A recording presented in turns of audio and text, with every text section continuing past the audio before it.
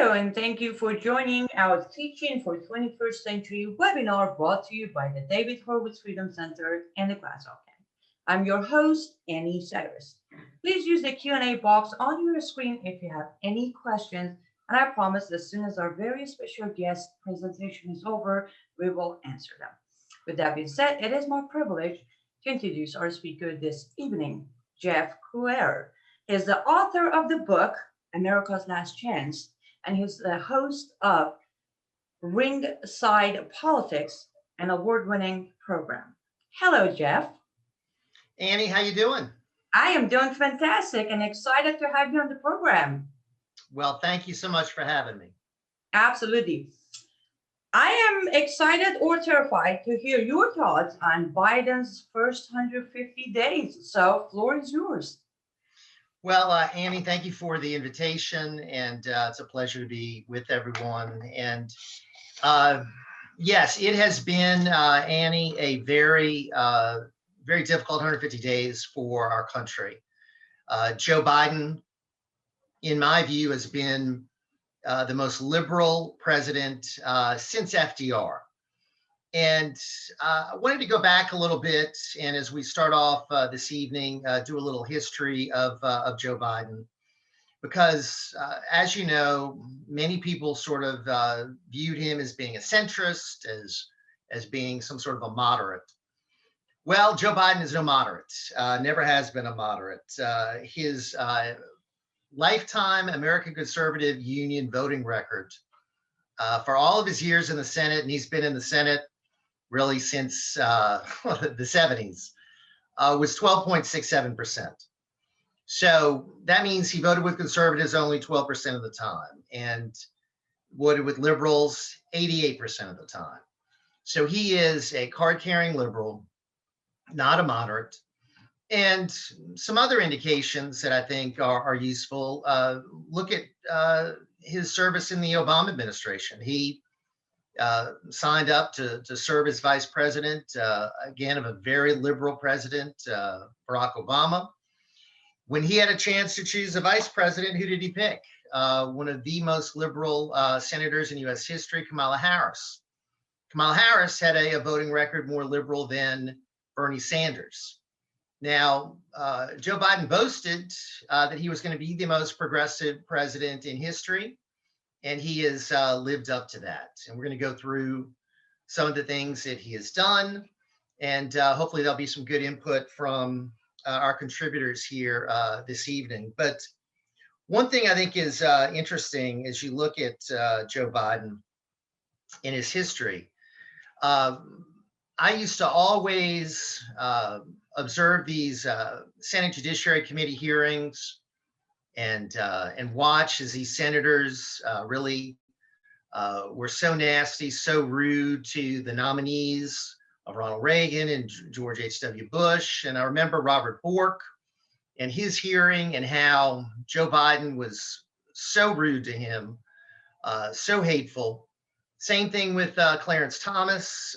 He was chairman at that time of the Judiciary Committee, and treated Clarence Thomas like trash. And partisan, very, very nasty, a Democrat. That's his history. The image of him as a centrist is false. The image of him as being some sort of a go along, get along, good time Charlie, some kind of a working class friend, lunch pail Joe, is just, again, fiction. Joe Biden is an elitist. Joe Biden has spent his career in politics. He's been in the most exclusive club in the world, the United States Senate.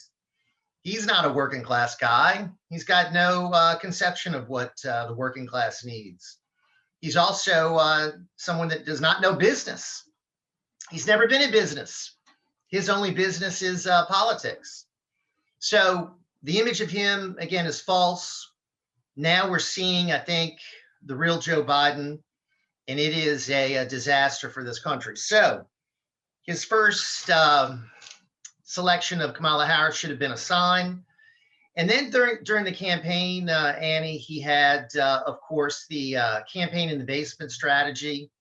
he was going to just stay in the basement the whole time and let Donald Trump do the rallies. And he admitted in one interview that he's going to have the most extensive voter fraud system of all time. And people thought it was a slip of the tongue. I don't think it was. And they used everything from the mail-in votes to the voting machines to their various COVID procedures that they put in place. There's no way, in my estimation, that he won 81 million votes. No way he got 12 million more votes than Barack Obama. No way he got 7 million more votes than Donald Trump. Whenever he did do a rally, you had a smattering of people come, handful of people. Trump would do a rally, tens of thousands of people would come. And we're supposed to believe that the guy who attracted tens of thousands of people lost to the guy who attracted a few people honking their horns in a sparsely attended parking lot. That's ridiculous.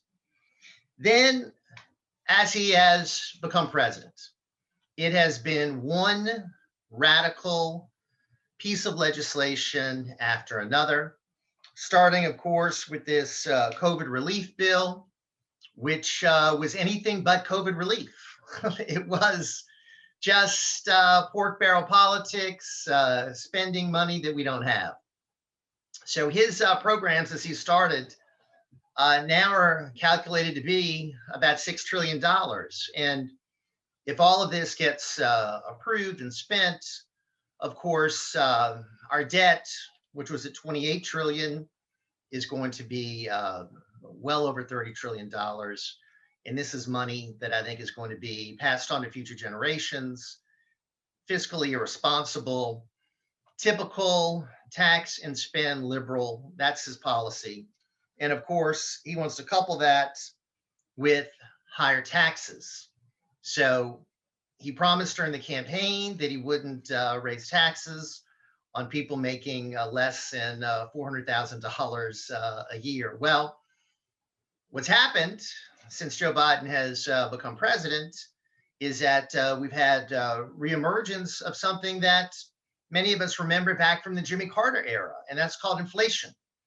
So inflation, in my view, Annie, is a tax on the middle class, the working class, the average American, because they're not getting an increase in wages, yet their costs are going up for gasoline, their costs are going up for groceries, costs are going up for housing, costs are going up for things such as plywood, and they're not getting any relief to take care of those costs. So you have that issue. Then, of course, you've got his radical appointments.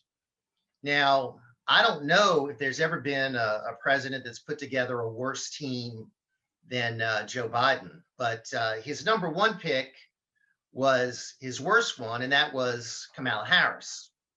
And he, of course, has appointed her to be the point person on the border. And we know she's done nothing to take care of the border. But it's not just been, Vice President Harris. You look at all of his appointments, and they have a common thread to them. They're from the radical left of the Democrat Party. You look at Transportation Secretary Pete Buttigieg. You look at Homeland Security Secretary Mayorkas. Look at his climate change representative, and that is John Kerry. There's not a conservative in the bunch. There was also some speculation that Joe Biden might be a unifier and put together a cabinet of Republicans and Democrats. Well, he hadn't appointed one Republican. So again, this image of him as some sort of a unifier, a moderate, a centrist, a healer is just false. He is following the playbook of the guy who's probably very influential in his administration, and that is Barack Obama. Barack Obama was sold to the American people as a great healer, as a uniter, as someone that would bring people together. Barack Obama was the most divisive president ever. And his vice president was Joe Biden. And I think Joe Biden is following along the same path. He is very critical of Republicans. He is racially divisive. He is someone that is not bringing the country together at all. Polls show that the American people believe that this country is very divided, that this country is in crisis. And Joe Biden has given no comfort to the American people or feeling that we've got someone who's competent in charge. And he really, Annie, is, and we've discussed it, is someone who is mentally incompetent. Joe Biden has not submitted to a mental competency test. He didn't do it during the campaign. You had a reporter ask him, and he jumped down the throat of the reporter and called him a junkie. So a Fox News reporter asked him one time at a news conference, and he says he gets tested all the time, yet they've never released the results. So he is someone that I think every day we see him doing news conferences, we see him doing speeches. The American people know he's 78 years old and he's suffering from a mental decline. He gets angry quickly. If many of you saw the news conference he gave in Geneva after the so-called summit with Vladimir Putin, he jumped down the throat of a CNN reporter who was asking a very legitimate question. And he got very angry. And that is indicative of someone who possibly is going through some sort of mental decline. He's very angry, very quickly, loses his temper. Reports are being released now, even in the mainstream news media, that he gets into shouting matches with his staff. He is very demanding and gets very angry very quickly. So that is really, I think, what's going on behind the scenes, that the mainstream media is trying to cover up. But he is someone who is not up for this job. He is someone that needs to be really getting treatment, someone who should be relaxing in his elder years. Instead, he's in the most vigorous, demanding job in the world. If there's a worse fit, I can't even imagine.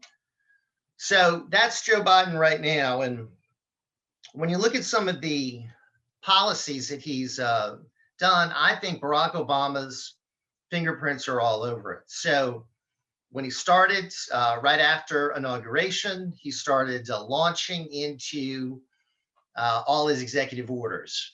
And I compiled all of his executive orders, his memoranda, and his various other presidential decrees, and they have now exceeded 100. So he is on the same par with FDR when you count all the different executive actions that Joe Biden has launched. So FDR gave us a New Deal. FDR is considered sort of the one example of the most liberal president that we've ever had. And now we've got a president that's matching him as far as activism. And we're only done with 150 days. I mean, just consider, we have got, if he lasts all 4 years, we're not even 1/8 of the way through, the Biden presidency. He's got another 3 years and 7 months. And I mean, this is going to be so harmful to the American people.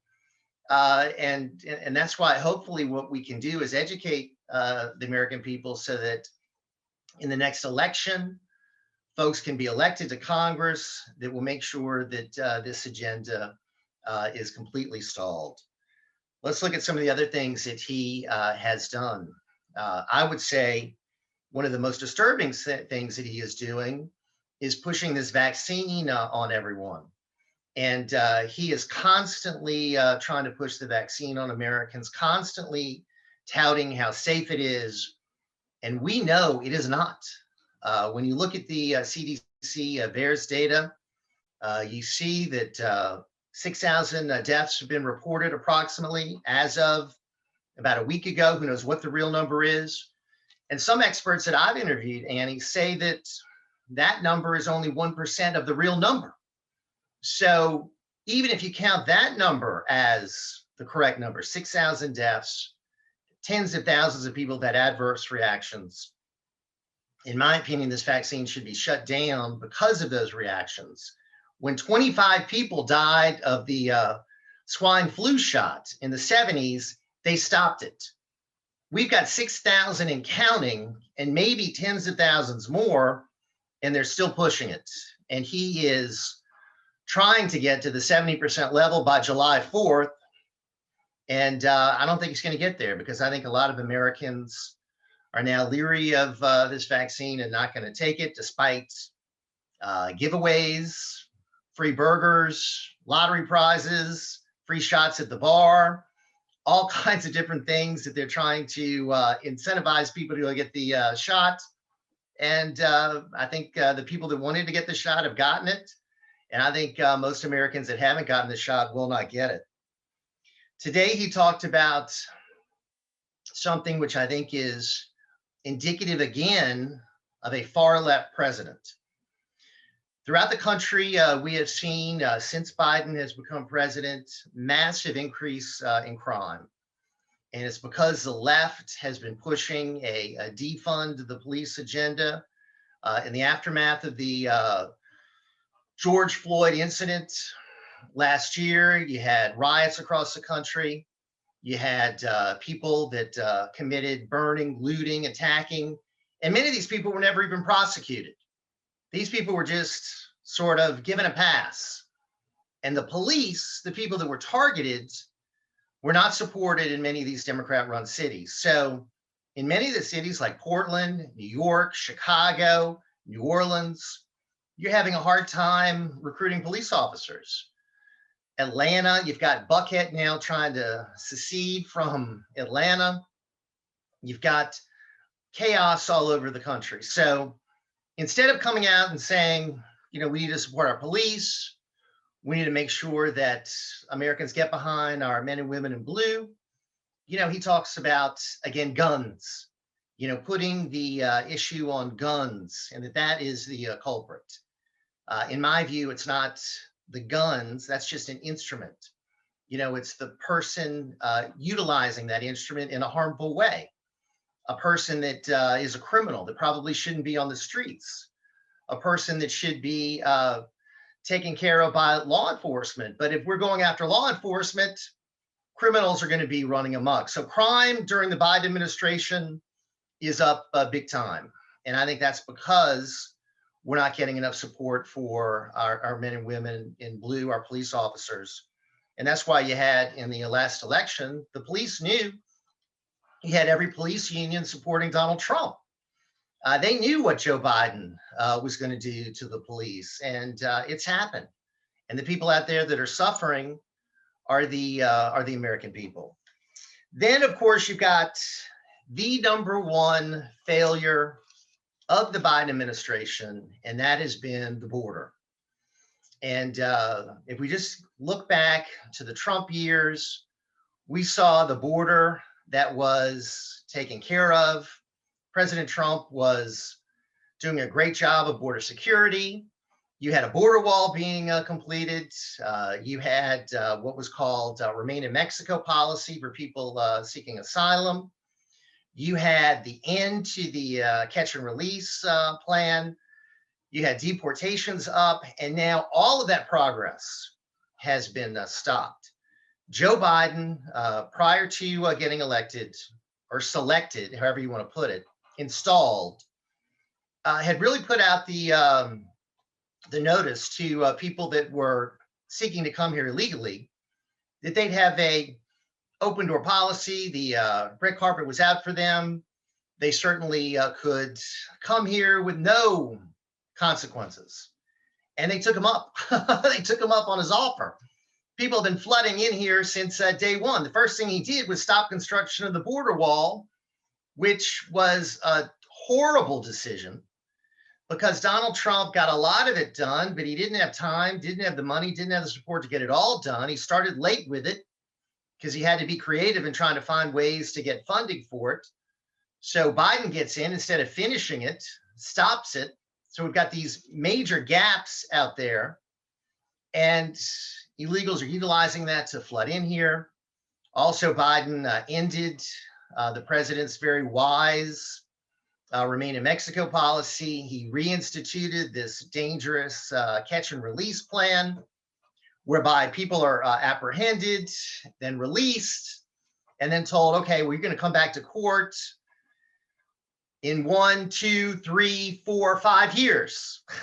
And none of these people are going to go back to court. So they're going to be throughout the country, and many of them, of course, will be disregarding whatever court date they've got. So you've got this influx now of illegals that are coming in here. I don't blame them because they're trying to find a better life for themselves. They're trying to improve their situation. They've obviously been coming from horrific conditions in Central America. But we cannot accept everyone from around the world. We've got to put our American citizens first. We've got to put our country first. That's why Donald Trump had an America First policy. That's why we call Joe Biden's policy America Last, because he's saying, come here, come one, come all, come to our country. And it's going to put a strain on taxpayers. It's going to put a strain on these governors. It's going to put a strain on us in many ways. Drugs are coming in. Weapons are coming in. Terrorists could be coming in. Our national security could be threatened. We could have more of a drug epidemic because of it. Who knows what kind of health conditions many of these people have. And then it's depressing wages, because many of these folks that are coming here illegally are going to compete with jobs, with tax-paying citizens, bringing down wages. And then many of them, whatever money they do make, much of it is sent back home, which is why many of these leaders in countries in Central America don't oppose them coming here, because that's a financial benefit to them when that money flows back to family members in Central America. So that has been his biggest, among all the failures, and he has had so many failures. The border, I think, has been number one. Also, I'd like to say energy, and I'm from an energy-rich state of Louisiana, and Joe Biden has been a total disaster for our state. He's led to a lot of unemployment in Louisiana because he's declared war on the oil and gas industry. We stopped drilling in federal lands and federal waters. He put a moratorium on drilling. That hurts our energy industry here. Then he stopped construction of the Keystone Pipeline. Crazy. I mean, this is something that, again, makes sense economically for the United States, for Canada, which is where it originated. He stopped it. Canada wasn't happy, but he did it because of something called climate change. Now, if he's so concerned about climate change, Annie, I'm wondering why he approved the Nord Stream 2 pipeline that connected Russia and Germany. And this is a pipeline that Donald Trump had, put sanctions on the company that was involved in that, and some of the individuals involved. Joe Biden has given it the green light. Joe Biden has obviously determined that a pipeline connecting Germany and Russia is fine, but one that would help the people of the United States of America is somehow harmful to climate change. So my question is there only climate change here, but not in Europe? Is a pipeline bad here, but not in Europe? And it gets to the question of, was he doing that just to placate Vladimir Putin? I mean, was he doing that to try to ingratiate himself with Vladimir Putin prior to their summit? I mean, the media kept telling us during the 4 years of Donald Trump that Donald Trump was a Putin puppet, that Donald Trump was someone that would never stand up to Vladimir Putin. Yet he was the one that sold defensive arms to the Ukrainians. He was the one that put sanctions on this pipeline. And Joe Biden has reversed his policies. It seems to me like Vladimir Putin got the best of Joe Biden in their so-called summit. And it seems to me like Vladimir Putin is very happy that Donald Trump is not president of the United States again, as is the dictator of China, President Xi. And of course, we know Joe Biden is going to be a puppet of the communist rulers in China. Joe Biden wants to change the Trump policies, which were very successful in finally turning around the trade arrangement with China. China's been making fun of the United States for decades and taking advantage of us and doing it in a way to build up their military. And finally, Donald Trump said, no, we've got to turn around this relationship. We've got to make America first again. We got to put tariffs on these Chinese goods. We've got to stop kowtowing to China. My view, Annie, is that China had an incentive to make sure that Donald Trump wasn't going to get elected president again, and an incentive to get their candidate, Joe Biden, in the White House.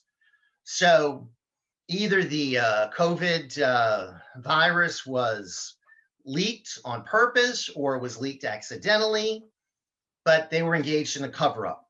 I do not believe for a second that this was created in some kind of wet market from some kind of animal transmission. And I think it makes sense to me that you started it in Wuhan. There's a bioweapons lab in Wuhan, that is a pretty good connection and a pretty good rationale that it started from that lab. Now, Donald Trump was going to hold the Chinese responsible. Donald Trump believes that they need to pay $10 trillion in reparations, really, to the rest of the world for what they have unleashed on the world. Joe Biden has a much more conciliatory policy. We still don't have a true investigation into the origins of COVID. He's kept on Dr. Phony Fauci and loves Dr. Fauci and keeps touting Dr. Fauci, even though we know Dr. Fauci has been lying about this whole thing. We know Dr. Fauci was involved in funding of gain-of-function research in China and wasn't forthcoming about it. Rand Paul, the great senator from Kentucky, believes that he was lying about it. I think Rand Paul is right. So it's all business as usual now with Joe Biden as president. China gets to, enjoy all these benefits again of taking advantage of the U.S. And it's back to business as usual. So we're kowtowing to the Russians, to the Chinese. We're once again not a stable and secure ally for Israel. And of course, we're getting ready to jump into this nuclear agreement again with the Iranians. And this is the biggest terror regime in the world. Joe Biden is very eager to get that agreement signed again. President Trump, of course, withdrew the United States from that flawed agreement, made the right decision. Now we're in the process of placating the Iranians, trying to get back into this nuclear deal, placating the enemies of the U.S., placating all these foes while putting all these burdens on the American people.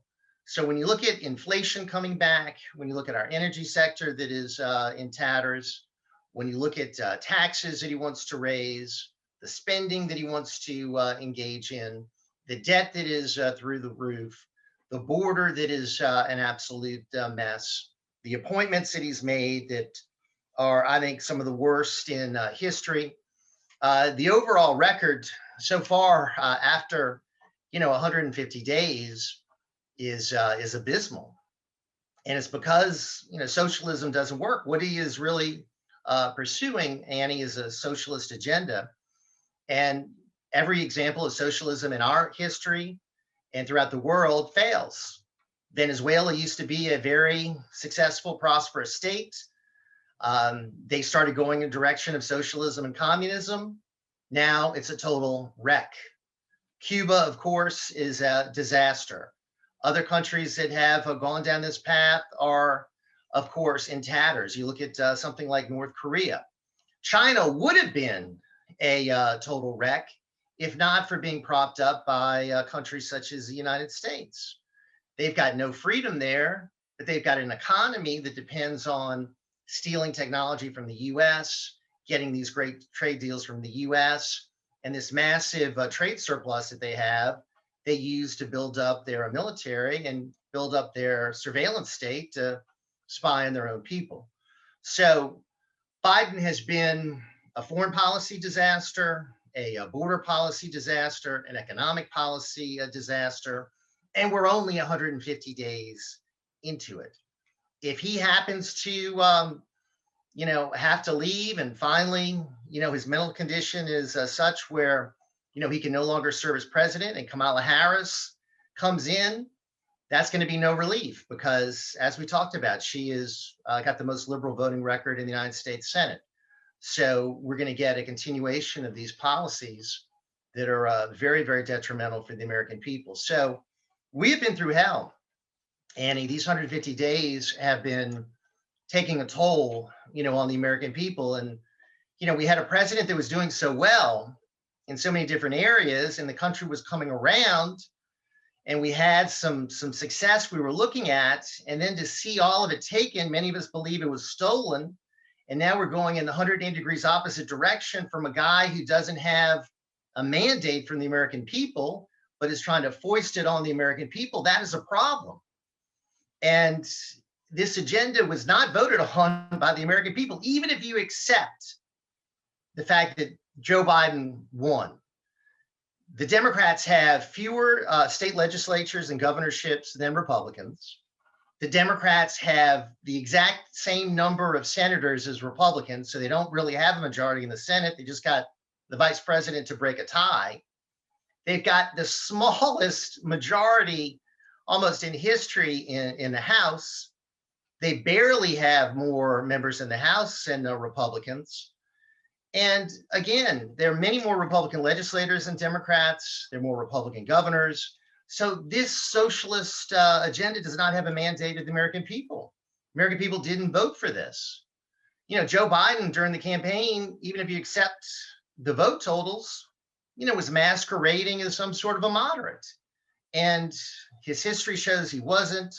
And this agenda is literally dangerous. So we're at a very, very difficult point in our history. We've got a troubling electoral system where people don't trust the elections. We've got a president who could be very, very mentally compromised in office. We've got a COVID crisis that is being, I think, hyped up beyond belief and pushing toward more government control. And we got a border crisis and all these other issues going on. So the American people are really, I think, anxious. They're nervous about their future, and they're worried about what is happening to their country. And I'm hearing that on my program every day. I'm talking about it all the time with guests. And, we're hoping and praying that we can get our electoral system fixed, that we can make sure that the next election is going to be a true, accurate reflection of the American people.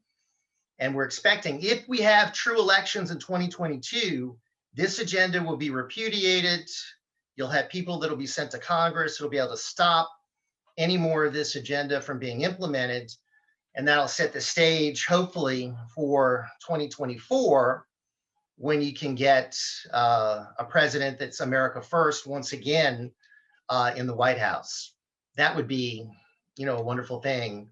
And let's hope and pray that happens. Part of the problem in all of this is the media. During Donald Trump's presidency, you had a media that was biased, that was engaged in really an anti-Trump outlook. They were trying to destroy him. And of course, they whipped up any kind of negative story they could. They created this whole Russian collusion joke, and they pushed his impeachment twice. And all the different abuse that he took was just unprecedented. Now Biden is in there. And to see how the media treats Biden is absolutely despicable. He gets such positive coverage. They talk about what kind of ice cream he's eating. They ask him about, things that he's doing that are, golf scores, how has this golf game. I mean, it really is just so different from how they treated Donald Trump. And the media plays an important role. And it's up to people like us to try to go around this very monolithic and powerful big tech and big media complex to get truth to the American people and to let them know what's really going on. Because if people out there were just consuming news from the major broadcast networks or some of these cable networks like CNN, they would think Joe Biden's doing great. They would think Joe Biden is maybe one of the most successful presidents of all time. In fact, Joe Scarborough on MSNBC said that his summit with Vladimir Putin was one of the best diplomatic events in the last 20 years in the 21st century. He said it was maybe the best one in the 21st century. I mean, that's lunacy. That is serious lunacy, because it was a joke of a summit. We got nothing out of it. Vladimir Putin was laughing all the way through it. Biden didn't even want to appear on the same stage as Putin, so he had to do a separate event. Putin was able to point out what happened during January 6th and Antifa and Black Lives Matter and point to problems in this country and deflect questions about his own country. And then Biden loses his cool in dealing with the reporter and says the reporters are negative, which is such a joke because they give him such positive coverage. If he got treated like Donald Trump got treated, he would crumble. He couldn't even handle it. He would explode. So there's such a disparity in the treatment of the two presidents and the media in this country, and the big tech environment is, I think, very, very detrimental to getting the truth out to American people. But fortunately, more people are turning off those networks, those channels, and seeking truthful information from resources such as yours and mine, and learning what is really going on. But it's a challenge because they have a lot of money, they have a lot of power, and they can censor people quite easily. I know we got censored from talking about phony Fauci and talking about the vaccine and talking about what's really going on with COVID. And they're quick to do it when you talk about the election and when you talk about other controversial issues. Yes, you and Jamie Glazov got us in trouble. Uploaded the Fauci video that you did with Dr. Jamie Glazov. We were banned from YouTube. I'm sorry. That was your second strike, right? Yes, it was. We are still banned, though. I believe it's a 30-day ban until we can come back and upload. Well, first of all, thank you, Jeff. Thanks for the information. Funny enough, as you were going through them, I constantly had a question about each one. But before I start reading the questions, as our audience know, with my background being an Iranian American, I want to add something to what you said, if you don't mind, Jeff, when you said the Iran deal. I just want to put it out there. Jeff knows, I know, I hope all of our audience know, but just in case if you didn't know, as of right now, this very moment, the newly selected, it wasn't an election, the newly selected president of Islamic Republic of Iran, Raisi, is under sanctions by law of the United States of America. Ladies and gentlemen, if Biden administration decides to sit down and negotiate with Iran, they are going to have to break the law to do any negotiation or business with a man who is under sanctions. Now, you can thank President Trump for putting those sanctions on Raisi, but let me tell you why he is under sanctions, because his nicknames are such as Butcher of Tehran, Executioner Judge. He has tens of thousands of execution on his record, including juvenile. A 14-year-old boy was executed, ordered by Raisi. This is the man the Biden administration cannot wait to make a deal with. I just figured we should put that out there, Jeff. And all we have to do is look at who's got this important position in the Biden administration, Annie, John Kerry. And now we know John Kerry was selling out Israel to these Iranian leaders and telling them secrets. And he was trying to undercut the Trump administration while President Trump was president. I mean, this guy violated the Logan Act, I think, violated who knows how many other crimes. But of course, nothing ever happens to John Kerry or any Democrat. But yeah, I mean, there is, I think, a tremendous push to get back into this deal and to try to say that, we reestablished the Iranian nuclear deal. And again, I think it's a very strong influence of Barack Obama, who wants to see that deal reinstituted. I know when Donald Trump got out of that deal, it was a blow to the legacy of Barack Obama, because that was one of the things that he considered one of his greatest achievements, Of getting course. that deal struck. Well, I would say, yes, it does have a lot of Obama influence, but it feels like Biden is finishing what Obama started, which was to destroy America, pretty much. Right. I mean, Barack Obama did a tremendous job of destroying America, but he set the groundwork for Donald Trump. He was so extreme. I think the American people wanted to go in a different direction and elected Donald Trump. And now we're back to the same type of destructive agenda with Joe Biden. And I think he's even worse. I think he's even more radical than Barack Obama. When you look at his executive orders, when you look at his appointments, I mean, Obama appointed one or two Republicans. I mean, Biden hasn't. I mean, Biden has really been appointing radicals, and, you know, this whole agenda is off the charts left wing. So, yeah, I think he's just taking the Obama agenda and going further and further to the left. Agreed. Well, Obama's main concentration was to open the doors to Muslim Brotherhood. Right. Now, Biden needs to complete that by opening the door to communist Marxists. And then we have the red-green axis completed. Right. Well, I think that's a very good analysis. And I think you're definitely seeing that. And I'm sure it's going to be very good news to the rulers in Beijing. They're going to be very happy. The Iranians, I think, are very happy. I think the Venezuelans, the Cubans are very happy.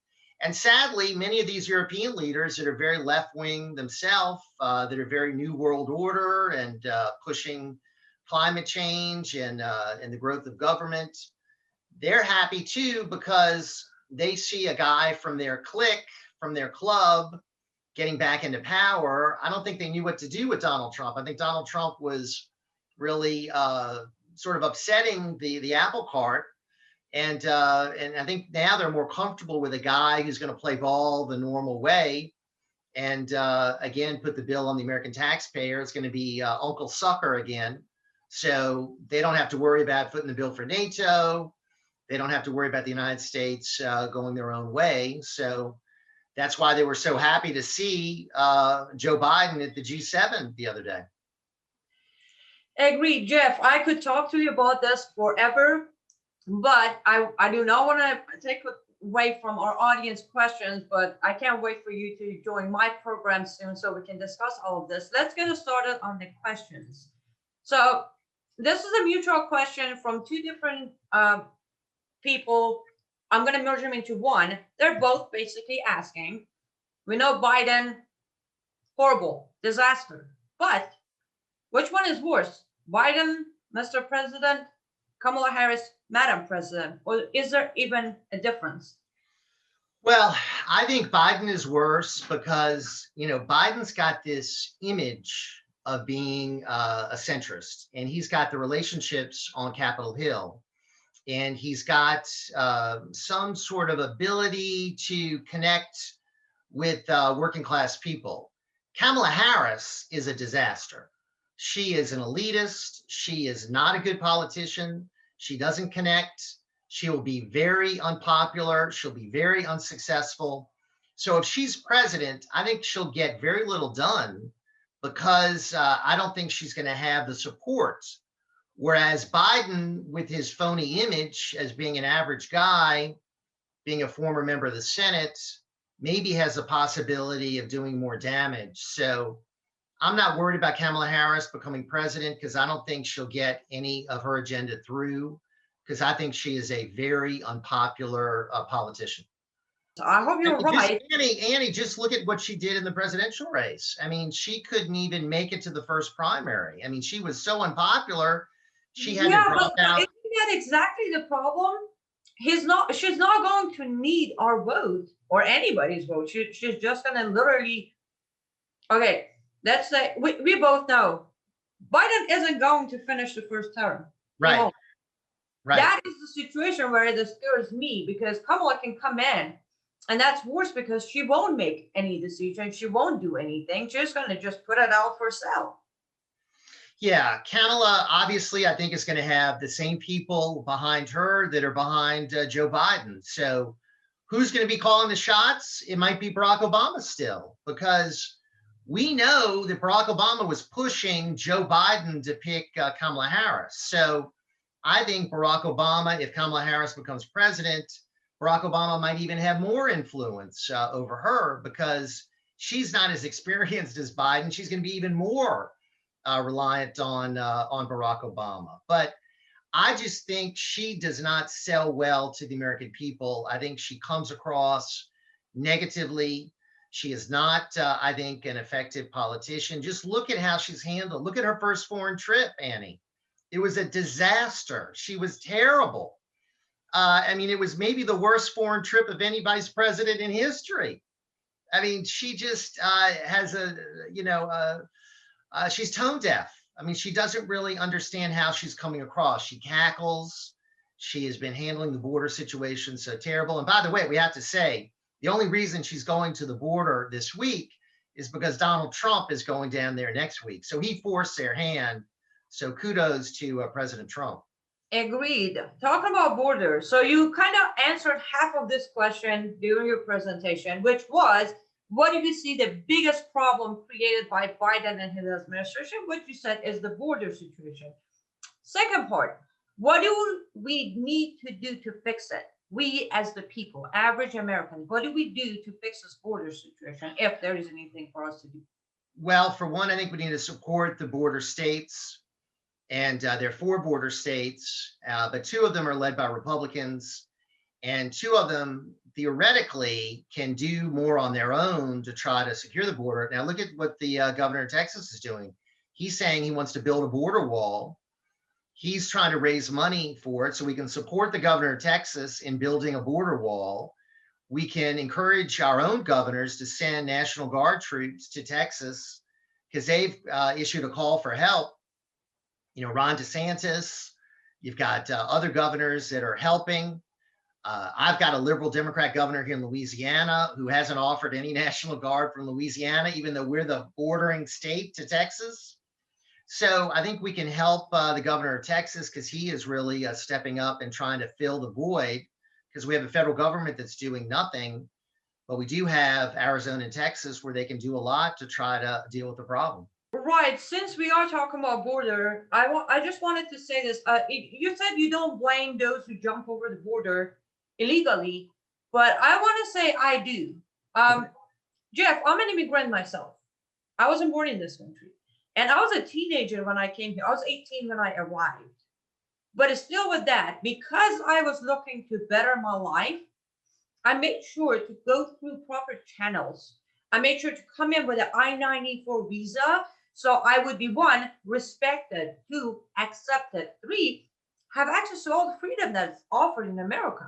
So as an immigrant, I don't think that these people are coming here to better their life. They are escaping from horror. I agree with that. But they picked the wrong way, thanks to Democrats, to come in, because we actually have a wonderful immigration law in this country. If you are really coming from horror, and if you are looking for a better life, you can make it here. You just got to do the right thing, which is not jumping over the border. Well, I mean, let me just say, I agree with you. The ideal way is to do it the right way, to go through the system, to do it legally, to do everything that you did. Obviously, that is the ideal, and we should encourage legal immigrants to come here, because we need legal immigrants. Some of the best Americans are our legal immigrants, no doubt. But some of these people that are coming here illegally, just imagine, you know, they're coming from hell. Then they hear Joe Biden has rolled out the red carpet for them to come. So they're thinking, okay, well, I've got hell at home. Joe Biden has just welcomed me to the United States. So they're coming. Now, the problem is that, you know, we've got this influx and we don't know what to do with it. And we've got a horror at the border, and these people in these border states are going crazy because all their resources are being overwhelmed. So we have got to do something drastic. And if Biden is not going to do it, we got to support the governors who are going to hopefully step up and deal with the problem. Governor Abbott needs to continue to do what he's doing. We need to hear more from the governor of Arizona. Of course, the governor of California is a crazy man, Gavin Newsom. And then the governor in Mexico is unfortunately a liberal Democrat. So I only think we have a chance of getting some decent relief in Arizona and Texas. And I have a lot of people that are members of our audience, Annie, that they want to go to the border. They want to volunteer and go down there to serve and help control the situation and help the Border Patrol. I mean, if there was a call for citizens to go down there, I think you'd have thousands and thousands of people that would go. I would go. Yeah. No, I would seriously, I would go, especially, you know, I don't know if you heard or not, there was a group of 11 Iranians who were arrested at the border.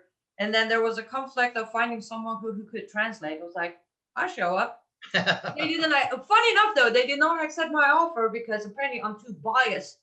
I wouldn't do a good job. I'm like, oh, okay, fine, that's okay. Okay. You're the type of person we need at the border there, Annie. That's the problem. So they don't realize the assets that we have here in this country that can help deal with the problem. And it just keeps getting worse, sadly. I mean, we're going down the wrong path. But anyway, it's, I think, all the problems that we have, we got so many problems, but I do think this is number one, because a country that doesn't have secure borders and cannot maintain our sovereignty is a country that is in serious trouble. Agreed. And you mentioned a lot of issues that comes with it, but my biased side of the story, you know how many terrorists we're importing daily through those borders? And we don't even know who they are. We don't know their name. We don't know their background. That's why people like me would be helpful, because I can talk to them in their mother tongue and catch it. Right. But that's not what Biden cares for. Let's quickly get to the next question. This person, a question from Mix. He said, I call it the Biden cabal because Biden is clearly not actually making any decisions. So would you agree that it's just the mob in charge? And if so, who's the leader? I agree. I mean, I think Biden is an establishment candidate. He's a New World Order candidate. He's a candidate of the elite. So call him the deep state, call him the establishment, whatever you want to call him. But yeah, he is part of that cabal. And if there's one person I think who is maybe more influential than anybody else, would be Barack Obama. I mean, Barack Obama is a former president. Barack Obama never really left after his term ended. He stayed in Washington, D.C. He remained very active, and I think he was influential in, Biden winning and in Biden's cabinet, in who Biden is selected, his agenda. So I think he is really one of maybe the most powerful person behind the scenes. And then you look at George Soros. You look at some of these big donors like Zuckerberg and Bloomberg and some of these people that are, pumping money into leftist causes. I mean, I think they're obviously very influential too, but I think Obama really is the most dangerous one sort of behind the scenes. I would agree. And as you mentioned earlier, don't forget about the international influences. Russia, China, Iran. These are some rich countries. They can afford to buy their ways into Biden's decisions. Isn't that true, Jeff? Oh, no doubt about it. And look at Susan Rice. I mean, she's got a very powerful position in the Biden administration, and she comes directly from Barack Obama, one of the closest aides of Barack Obama. She was the one, of course, Barack Obama put on the television screens after Benghazi. She was the one who lied over and over and over again about Benghazi. And for that, she got promoted from UN ambassador to national security advisor. They tried to even get her as Secretary of State, but it wouldn't fly. So now she's been promoted again into the Biden administration. And I think she is a direct pipeline to Barack Obama. And, I think really Barack Obama is not mentally compromised. Barack Obama is still vigorous, very influential, very dangerous, I think. He was a very, very harmful president, and any influence he has on this president, I think, is very harmful. Agreed. And for a second, I just want to put this out there and then have your take on it, Jeff. For a minute, let's put aside the parties. Democrat, Republican, doesn't matter. For 1 second, look into the history of United States of America. As you mentioned, Jeff, I believe only his executive orders are 51, and the rest of decisions he made on his own, as you said, is well over 100. We don't live in a dictatorship. When a president, regardless of his party, forces you to follow over 100 rules because he said so, you have got to wake up. You got to defend the Constitution that says he works for us. He doesn't get to use a pen to tell me and you how to live our life. What do you think, Jeff? Oh, I mean, I totally agree. I remember when Barack Obama was president. Remember what he said? I have my pen, I have my phone. That's all I need. And he circumvented, went around the Republican Congress and created all the damage that he did. Now you've got Biden with all these memorandum and executive actions and executive orders and in his agenda that he's forcing through that the country did not vote for. Again, these are policies that the country didn't vote for. He didn't win a mandate of the American people. I contend he didn't even win. So all this is being forced upon us. And what is our recourse, Annie? We've got to take him to court. We've got to have people file lawsuits on every one of these things. And I do want to say that we had some success here in Louisiana. The Attorney General joined with other attorney generals, filed a lawsuit against what the administration was trying to do to shut down drilling in federal lands and waters, and they were successful in court. So now, hopefully, you're going to have these leases that'll be issued again, and we'll be able to restart drilling in federal territory. We can't go from being energy independent to energy dependent again. That's what I think Biden wants to do. He wants to make us dependent on countries like Russia, Saudi Arabia, and OPEC all over again. And we had just gotten into a situation where we were economically independent under Donald Trump. And now we're going down the road of disaster one more time. So I think we got to file more lawsuits. We have to go to court to try to stop as much of this. The Republicans need to be more aggressive. Republicans need to be firmer in dealing with this guy and stop trying to work with him, because I think that's a facade. I think they've got to stop as much as they can. 100% agreed. Fellow Americans, it's time to pick up your phone, call your representative, and remind them they work for you. And as we, the people, you have the right to petition your government, and you are doing so.